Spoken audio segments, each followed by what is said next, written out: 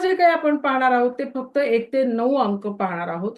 तर आपण मोबाईल न्यूमरॉलॉजीमध्ये सुद्धा आपण 1 ते 9 अंक पाहतो किंवा किरोच्या अंकशास्त्रामध्ये मागच्या वेळेसही मी तुम्हाला 1 ते 9 अंकांचे मी गुणधर्म सांगितले.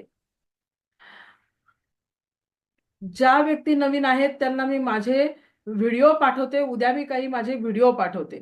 तर जर तुमचा अभ्यास जर थोडासा मला जर हे होत असेल, की काही गोष्टी नसतील समजल्या, तर तुम्ही माझे जुने व्हिडिओ जे आहेत, ते तुम्ही तिथे पहा. तर आपण आता 1 या अंकाबद्दल पाहणार आहोत. तर 1 म्हणजे रवी आहे आणि रवीमध्ये जे गुणधर्म आहेत, तेच गुणधर्म 1 या अंकामध्ये आहे. मग आता मला पुढे असं सांगायचंय, 1 हा अंक तुमच्या जन्मतारखेमध्ये कुठेही असू द्या. अगदी 1900 सालामध्ये तर प्रत्येकाला 1 अंक मिळालेला आहे. त्याचं मी प्रत्येक गोष्टीचं सांगणार आहे. 1900 सालामध्ये अ, अनेक लोकांना सरकारी नोकऱ्या मिळाल्या. चला, थोडंसं आपण वेगळ्या पद्धतीनं पण विचार करू. 1900 सालामध्ये अनेक व्यक्तींना सरकारी नोकऱ्या मिळत होत्या. होत्या की नाही? आणि आता 2000 साल जेव्हा सुरू झालं, 2000 नंतर अनेक व्यक्ती आय-टीमध्ये काम करतायत. हां, त्याच्या आधीचे जे 1999 चे आहेत किंवा 1991 पासूनचे आहेत, त्या पण व्यक्ती आय-टीमध्ये आहेतच. नाही यातला भाग नाहीये. परंतु 1900 सालामध्ये अनेक व्यक्तींना सरकारी नोकऱ्या मिळालेल्या आहेत. अनेक म्हणते मी, प्रत्येक नाही म्हटलं मी. तर या ठिकाणी याचं कारण तिथं जन्मतारखेमध्ये 19 हा अंक आला. त्याचप्रमाणे 1900 सालामध्ये म्हणजे 1900 पासून 1999 पर्यंत मधल्या अनेक व्यक्ती ह्या खूप जास्त कष्टाळू होत्या. म्हणजे आताच्याही व्यक्ती कष्टाळू आहेत, परंतु स्वतःच्या मनाने काम करतात. मनाला वाटलं तर काम करणार, मनाला वाटलं तर नाही काम करणार. हे 2000 सालानंतरचं आहे.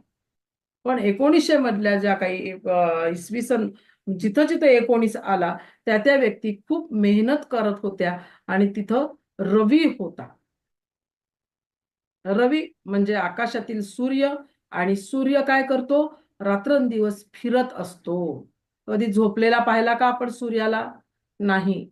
आपल्याकडे जरी तो झोपला, म्हणजेच आपल्याकडे जरी तो मावळला, तरी पश्चिम दिशेला जाऊन तिकडे तो उगवत असतो. दुसऱ्या देशामध्ये तो उगवलेलाच असतो. त्याच्यामुळं सूर्य हा कधी झोपत नाही. एकवाल्या व्यक्ती कधीही विश्रांती घेत नाही. तुम्हाला हे माहिती आहे का, की ज्या व्यक्तींचं नाव हे सविता, भास्कर अशी ज्या व्यक्तींची नावं आहेत, अशा व्यक्तींना बऱ्याच वेळा हार्टचा त्रास होतो किंवा काही वेळा जिथे-जिथे 1 हा अंक असतो, जास्त प्रमाणात 1 असेल, तर ह्या व्यक्ती 3 वेळा 1 असेल, तर ह्या व्यक्ती खूप जास्त कष्ट करतात. सतत मेहनत, सतत काम करणे, झोपत नाही, फार कमी झोप असते. पण त्यामुळं प्रॉब्लेम असा होतो, की यांना हार्टवर त्यांच्या जास्त ताण येतो. या व्यक्तींना हार्ट अटॅक येतो. सूर्याची नावं जिथं असतात, तिथे त्या व्यक्तींना हार्टचा प्रॉब्लेम येतो आणि ज्यावेळेस तिथे 1 हा अंक जेव्हा-जेव्हा येतो, तेव्हा सूर्याचे गुणधर्म जास्त प्रमाणात दिसून येतात. आणि सूर्याचे गुणधर्म म्हणजेच काय तर आपण ज्योतिषशास्त्रामध्ये शिरलो नाही तरी चालेल.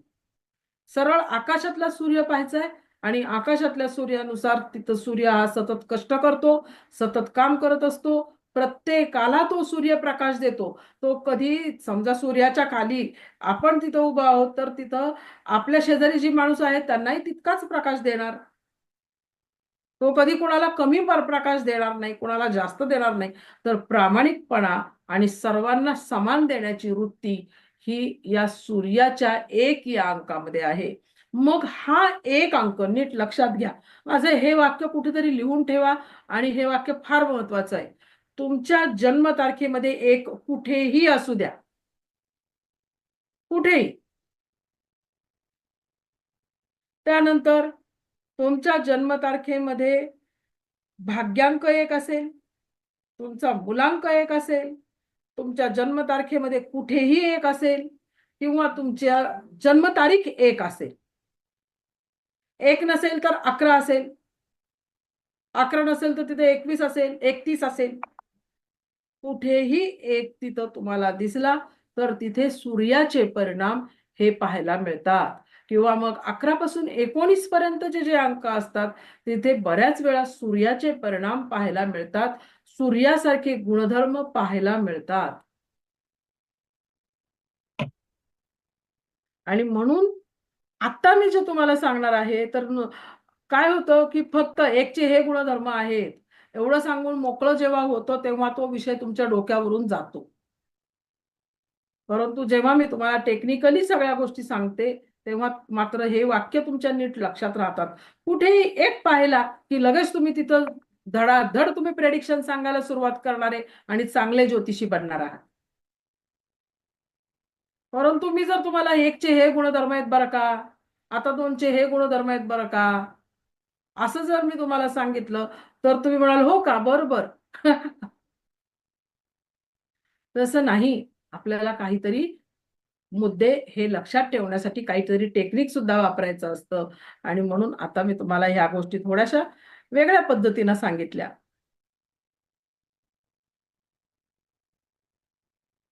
बघा, तर एक यांचे तिचे जे गुणधर्म आहे, तर हा रवीच्या अंमलाखाली हा अंक रवीच्या अंमलाखाली येतो. या व्यक्ती बुद्धिमान असतात. हा पुरुष अंक आहे. पायथागोरियन पद्धतीमध्ये हा पुरुष अंक आहे. म्हणजे जे अंक विषम अंक आहे, त्याला पुरुष अंक म्हटलं जातं. जे अंक सम अंक आहेत, त्यांना स्त्री अंक म्हटलं जातं. आणि म्हणून हा अंक पुरुष अंक आहे. नंतर ह्याच्यामध्ये ज्याप्रमाणे सूर्य हा सर्व जगाला प्रकाश देतो, त्या पद्धतीनं सतत बदल यामध्ये होत असतात.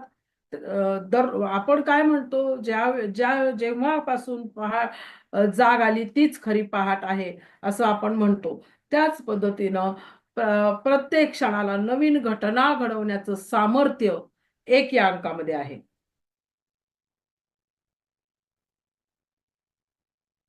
नवीन घटना, नवीन वातावरण, त्याचप्रमाणे नवीन प्रवास. सूर्य काही फिरत नाही. सूर्य काही पृथ्वीभोवती फिरत नाही. सूर्य काही ग्रहांभोवती फिरत नाही. परंतु इतर ग्रह मात्र सूर्याभोवती फिरत असतात आणि हा प्रवास त्यांचा सतत चालूच असतो. हे फिरण्याची क्रिया ही चालू असते. आणि म्हणून या व्यक्ती प्रवास भरपूर करतात. त्याचप्रमाणे यांची इच्छाशक्ती चांगली असते आणि स्वतःचं ध्येय पूर्ण करण्याकडे यांचं लक्ष असतं. पण एक नियम मात्र लक्षात घ्या. तुमच्या जन्मतारखेमध्ये 1 हा अंक खूप जास्त वेळा जर आला, 3 किंवा 4 वेळा जर हा अंक आला, तर असे परिणाम मिळणार नाही. थोडेसे वेगळे मिळतात त्याचे परिणाम. ते आपण नंतर पुढे पाहणार आहोत.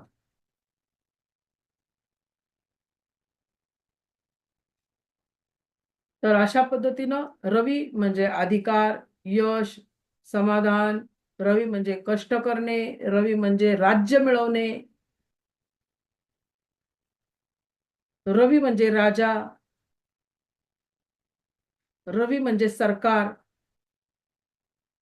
तर एकूणच सरकारी कामं होणे, एखाद्या राजाप्रमाणे स्वतःचा व्यवसाय सुद्धा या व्यक्ती करतात किंवा एखाद्या राजाप्रमाणे या व्यक्ती अधिकार गाजवतात. नोकरी जरी केली तरी ती अधिकार पदावरची नोकरी असते. तर अशा पद्धतीनं या ठिकाणी रवीचे हे गुणधर्म आहेत. तर चंद्राचे गुणधर्म मात्र वेगळे आहेत आणि चंद्र हा एक स्त्री अंक आहे आणि त्यामुळं ह्या एक नाजूकपणा जो असतो, तो या 2 या अंकामध्ये असतो. बघा, जन्मतारखेमध्ये जर का 1 हा अंक असेल, तर तुमचे आरोग्य त्या मानाने चांगले असते. अनेक वेळा 1 अंक आल्यावर आरोग्य बिघडतं. परंतु एक 3 वेळा जर का एक अंक असेल तर आरोग्य चांगलं असतं. 2 वेळा असेल तरी आरोग्य चांगलं असतं. परंतु जर का 2 हा अंक जर का तिथं 2 हा जर अंक तिथं जन्मतारखेमध्ये कुठेही असेल, तर मात्र अ, एक नाजूक अशा भावना, नाजूक असा स्वभाव या ठिकाणी असतो. त्याचप्रमाणे 2 हा अंक हा चंद्राचा आहे, एखाद्या स्त्रीचा आहे, हा स्त्रीलिंगी आहे. ज्याप्रमाणे एखादी स्त्री आपल्या मुलाला आकार देते, त्या पद्धतीनं कुठलीही घटना घडवण्याचे सामर्थ्य आणि आकार देण्याचे सामर्थ्य 2 ला असतं. 2 म्हणजे कल्पकता, 2 म्हणजे सहकार्य, 2 म्हणजे प्रेमळ स्वभाव असणे, 2 म्हणजे कौशल्य आणि 2 म्हणजे मुत्सद्दीपणा सुद्धा आणि 2 म्हणजे पैसाही. एक म्हणजे सुद्धा पैसा आहे, परंतु एक म्हणजे स्वतःच्या अधिकारानं मिळवलेला पैसा, स्वतःच्या कष्टानं मिळवलेला पैसा हा 1 मुळे मिळतो आणि 2 म्हणजे हा अ, आपल्याला जो सतत पैसा मिळत राहतो, तो 2 या अंकाखाली येत राहतो. आणि 2 म्हणजे सहकार्य करणे. 2 म्हणजे काय 1 पेक्षा 2 जास्त आहेत ना. जे 1 म्हणजे मीच, 1 म्हणजे मी स्वतः. फक्त स्वतःचा विचार, फक्त स्वतःची इच्छा, फक्त स्वतःची ध्येयपूर्ती, फक्त स्वतः या ठिकाणी आहे. परंतु 2 म्हणजे 1 पेक्षा जास्त आहे आणि म्हणून त्या ठिकाणी सहकार्य करणे, प्रेमळपणा आणि कौशल्य या त्या ठिकाणी आहे. मुत्सद्दीपणा सुद्धा तिथं आहे. अशा पद्धतीनं चंद्राचे हे गुणधर्म आहे. तर एकूणच भावनाप्रधान स्वभाव, पटकन निर्णय घेणे, विचार न करता निर्णय घेणे, हृदयानं निर्णय घेणे, हे सगळं काही चंद्राच्या अंमलाखाली येतं.